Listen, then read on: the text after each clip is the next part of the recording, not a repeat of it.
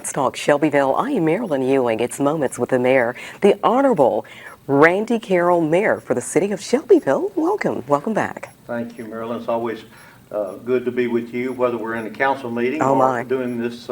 Yeah, we're together a lot. A lot of things going on, a lot of meetings and such. You were actually my first guest on set back in November and such, and we had a great conversation then. And, you know, from that time, it's been so many things that's gone on, as this city continues to grow. We do. We do have a lot of things going on in Shelbyville, and that's good. That means our city is moving forward. Yes. And people are interested in our city. Our citizens are involved in a lot of that. They are. We're glad to see that. Yes, we love it. We love participation with our citizens and comments and that type of thing. And we've opened our meetings up where citizens can actually come in and speak with comments I like each the month. citizen comments or the public comments. That was a new state law last year at every meeting that we did that. And I like that. I like for the folks to be able to voice their opinion and give us their ideas of different things. We're working for them. Yes. They pay us. Exactly They pay us. Listen, a lot of annexations have come before our desk recently. It just seems like things are coming in from all corridors and that type of thing. Your feelings on the annexation, and of course, automatically this means an R1. Right. For a lot of people, no knowledge of what R1, R2, all of this means. Right. R1 is the single family home, 15,000 square feet or more of property for that home. If you move to an R2, then it decreases the size of the property, also decreases the size of the home. Yes. So we're still talking about single family dwelling, but one is going to be smaller than the other one. In some of our neighborhoods, we do have R3 and R4, which we get into multifamily units there. That's right. Apartments, townhouses, all kinds of different things there. But everything that's annexed, and I like that it automatically goes as a R1. And then we can make changes according to the citizens that live there, giving their opinions, based on the property, based on utilities available, all kinds of different things that we have to take into the mix to make that decision. That's right. Roads and streets, traffic lights, you know, the amenities, schools, police, fire access, and that type of thing. Very important when all of this development begins. So again, citizens' participation is very important on things of that nature and such. So we do have a couple of studies. The state has helped us along on some corridors around the city, so that's a good thing to see what's going on. It is, and of course we've been talking about some of these developments that are moving out toward 41A. And of course we have traffic coming off of 231 in the evenings and in the mornings, and they're having to cut through right now. So we have just received a grant that was applied for and by the city, and Waleed Al-Bakri, our planning gentleman, has taken care of making that application, and it was approved. So we're going to do a study on 41A, the traffic patterns, 231, and also the bypass. Years ago, the bypass, when they first put it in, of course 437 is what we're talking about. It goes from 231 over to Tullahoma Highway. Lets trucks and other people bypass the city of Shelbyville if they need to get home or whatever. And it was designed to go even the opposite way, going west of Shelbyville and going from that point on 231 over to 41A. Now the stopping point of that, somewhere around Bethel, we thought, in that area there, which a lot of our development that we have out toward 41A would be on this side of that bypass. So that would help people to get home and to get back onto 231 if they're going north for work or whatever in the mornings. I'm looking forward to see how that study comes out. And we have talked to our representatives, our city manager. We had asked him to go down and talk to Pat Marsh and some of the folks. Pat does so much for us. Shane Yes, he does. And we are looking at trying to widen roads if we can, because traffic is another thing. Yes. Not only, Yeah. you know, the schools and things we were talking about, but the traffic is a big thing. It is. It really is. Of course, during drive times, peak drive times, morning drive, afternoon drive, Right. it's getting more and more congested. Right. So it's kind of like, how do you handle this? It's like a juggling thing here. Right. You know, all of the businesses coming in, people moving in and such, that means more traffic. So, And Shelbyville, North Main Street, Madison Street, 41A and 231, I mean, they are really crowded at certain yes. times of the day. Yes. Yes. We are also, of course, looking at traffic and parking on the square. Yes. Because we've got the Glass House Table and Tavern. Hope's is doing a renovation They on are. their facade They are. right now. They are. And we appreciate those folks doing that. We had given some facade grants to some of our merchants up there. And boy, did they use them. They did Yeah, well. It looks good. Yeah. New awnings and new paint. They really look good. They did a good job, and each one was given a certain amount of money they had to match. Some of them used more money than that, but the Glass House Table and Tavern and the Grindstone, when we get those open, parking, we do have parking in different areas around there that I think can take care of it. But we'll kind of have to look and see if we need any more. We'll Yeah. work on that. We'll handle that. We'll That's handle exactly that. right. Again, a couple of things that have happened, I think, since you were with me in November.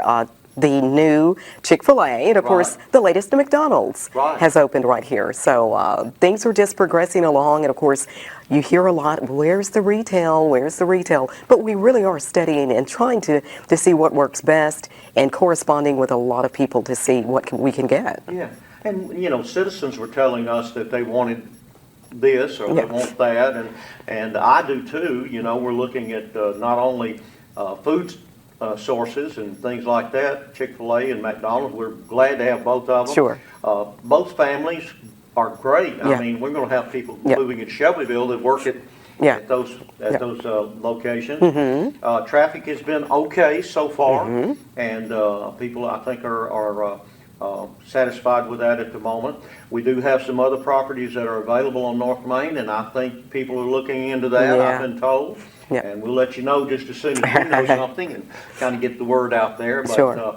we're listening to you, what you want, and what the citizens want in Shelbyville, and kind of patterning what we're looking for Oh, from yeah. there. We also have retail strategies, which we give about $25,000 a year, and they're helping us with the size of our city. They Yes. had worked with Clarksville, Cookville, Yes. Tullahoma, different places to see what kind of retail that we need and what would actually be a good thing for Shelbyville. And we've got some locations where we have empty buildings that still have good bones. They've got utilities there. They have the streets are there. Yep. So if we can get them moved into those locations, even if we have to tear a building down, Yep. if we can get them into those locations, we would. Now, I'm personally a stickler for that because we do have a lot of empty yeah. buildings, and if they can be used in some way, someone, whether it's manufacturing or retail, Yes. I think that's the way to go. So I'm behind that. Shelbyville Power, and we discussed all those different issues, and Shelbyville Power is working with us on some of those buildings to make Sure. sure that utilities are Yeah. there, and they're pushing that too. Yeah, You know, good. we don't have to Good. extend utilities and things, it's already there. So Yeah, yeah. that's a good thing. Yeah, That's we good. work very well with Shelbyville Power. yeah. That's a great group of people there, Jason and, Yeah. and all of the guys and girls up there. So Yeah. that's a wonderful thing. Yeah. And they operate, they don't operate off of city funds, off of your tax That's funds right. and things. They operate off of the ratepayers. That's right. They're kind of a separate organization from the city, even though we work together and we recommend board members and things like that that operate this Shelbyville Power Water and Sewer System. Yeah. Great people up there, very, very knowledgeable They are. on what needs to be done. I was at one of the power board meetings last night, and they know what they're doing. Good. Yeah. Yeah. And coming from my background with Duck River Electric Yes. and things like that, Yep. it's a pleasure working It with is. those folks. It's a win-win too. Yeah, So yeah.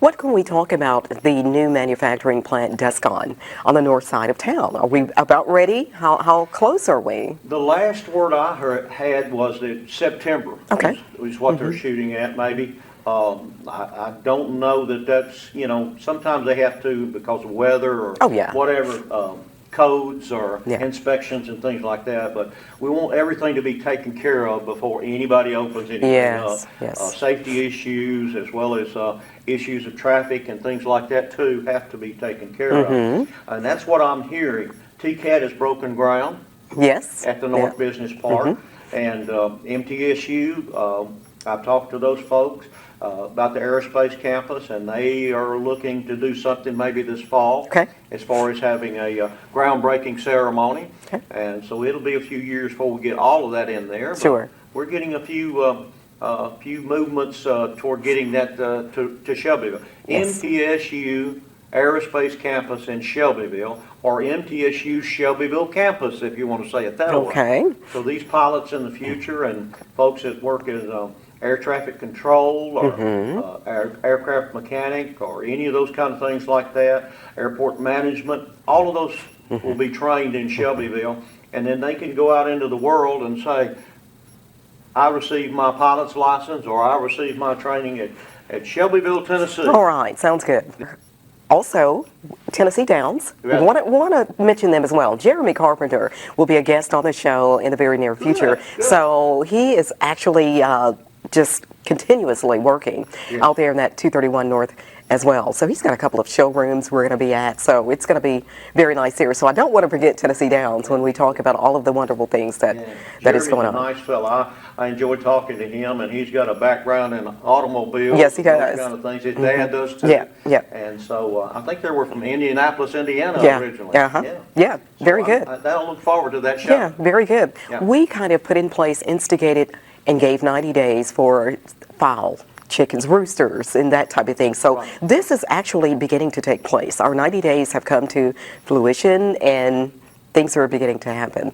Yeah, animal control, that's under Brian Cruz, our deputy chief of police department. Yes. But we have some great people working there in animal control and things, and they're doing a good job of trying to help people with different things and all that. We've got the 12 o'clock Alarm system. whistle going off right now, so that's fine. That's just telling us it's 12 noon. Yep. But they are looking at not only removing the roosters from Shelbyville. Our council had decided to do that. You folks had made that decision, and I agree with that. Yes. We were having some folks that were having problems sleeping and all kinds of different things. You know, no peace. It's hard to find peace. Yes. And in your home, you should be able to go home and and you know, have peace. Oh, yes.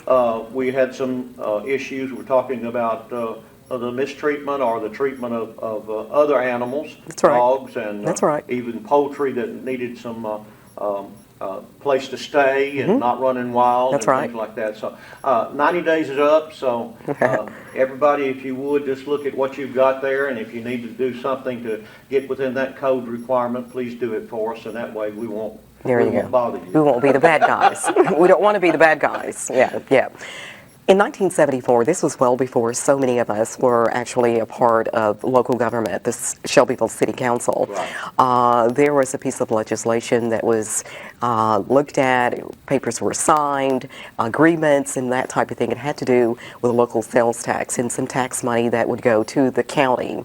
Right. They in turn earmarked it, I guess, for the county schools. Right. Is the way I understand that. And again, this is so many years back, and it came to us just a couple of 3 years ago, the fact that this was going on, and that it should have been terminated by now. This has not happened. Right. It continues, and I guess at this particular time, it's no secret that the city of Shelbyville, of course, is taking on with the county of Bedford in some legislation and in court. So we want to certainly dissolve it. We want to settle. We want to do the right thing. We certainly do not mean to take anything away from the school system, Right. our children, the education, and so on and so forth. So it's a little twisted, it's a little difficult, and it's a lot of things in moving parts here. Yeah. And you stepped into this, as we did, so many years after. We're having to learn to catch up and just see what happens. But there's a lot of talk. Yeah, and I guess I would say to you, the citizens, that we had made a good faith effort just asking for some kind of negotiation, some type of agreement where we could work this out. It has been 50 years, and the city has grown, and we've got so many needs in the city. And the funding, again, will not affect the education of those children. I think they've got $91 million budget in the county that they've got funds for that, and we're only asking for a portion of the sales tax. I won't get into detail other than 7% of your sales tax on items that you buy is for the state. 2.75 is the local tax. Of that tax, only 0.375% is what we're talking about in this negotiation or agreement. And I'm disappointed. I wish that we could have just asked for it and everybody would have said, well, let's just work this out. Yeah. But it just hasn't happened, and I'm disappointed in that. I wanted to just see, what we could do. And again, this happened a long time before I was elected. Yes. And it's been blown out of proportion in some cases, I think, I've still got a smile on my face and really want to work with the county. I ran for county mayor a few years ago. This is my county. This is home just like Shelbyville's home. But I was elected to represent the people of Shelbyville, and this is one of the things that we need for all of our services that we provide. We would need this revenue so that we could apply it to that. As far as taking care of the children, we've done it forever. Yes. All over these 50 years. Sure. Our police department has been there for all the schools in the city. Our fire department has been there. The city of planning codes, we have to do the streets and roads and all That's those right. kind of things to get in there. Safety is a big issue. We want those children to be taken care of. We want them to have a good education. I believe in that with all my heart, to educate the children and give them opportunity for the future. So we're still working through that. I know some of the things that go out in the media, disheartening for me. Again, I'm disappointed that we couldn't just work it out between each other. But I haven't given up on that. Okay. I'm still, I'm waiting on the call. Someone says, let's just work this out. Sure. I'm ready. Yep. And the council's ready. We are. That's right. Yeah, we are. Very well said. Thank you you. so much. But I do want to mention as well, as we just paid property taxes for 2023, Shelbyville does sit inside Bedford County. Wow. And you hear a lot of citizens, why am I paying county tax? And what do I get from the county for the taxes that I'm paying? So I guess there are solutions, there's answers for that, but just making that point and throwing it out there. Yeah, and all of the city, and I don't know that everybody knows this, but if you live in the city of Shelbyville, you not only pay city taxes, but you pay county taxes also. Of that sales tax I was talking about a while ago, that 2%, 50% of that goes for education. The county taxes that we pay goes for education. So we're paying for education. Yeah. Dual services.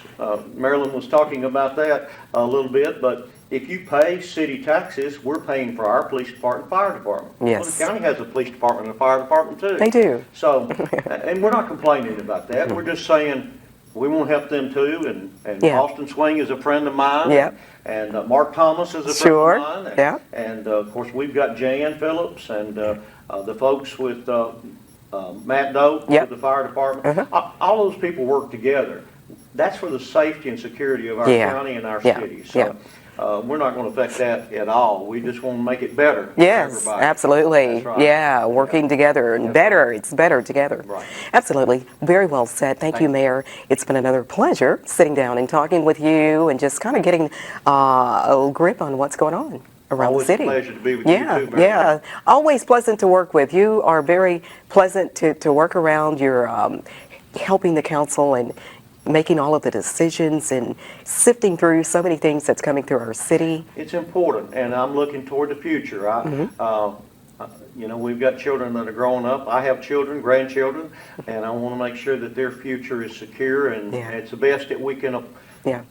plan for right now at this Yeah. moment. Yeah. And we're looking for vision through prayer and other items, looking for wisdom and things like that. Absolutely, and you mentioned planning. Careful planning is the key. Absolutely. And I wanted to make mention, you had mentioned the Planning Commission earlier.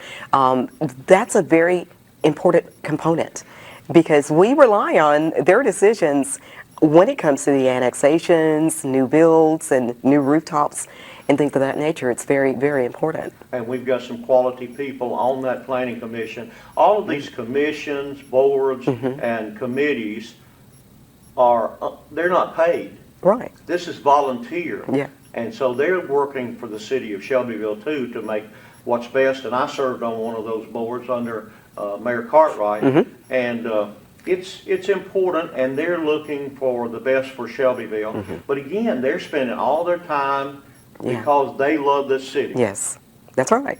And just like we do. Yeah. That's right. Yeah, thank you so much. Okay. The Honorable Mayor Randy Carroll has been our guest on this edition of Let's Talk Shelbyville, Moments with the Mayor. It's what you need to know. I'm Marilyn Ewing. Thank you so much for watching.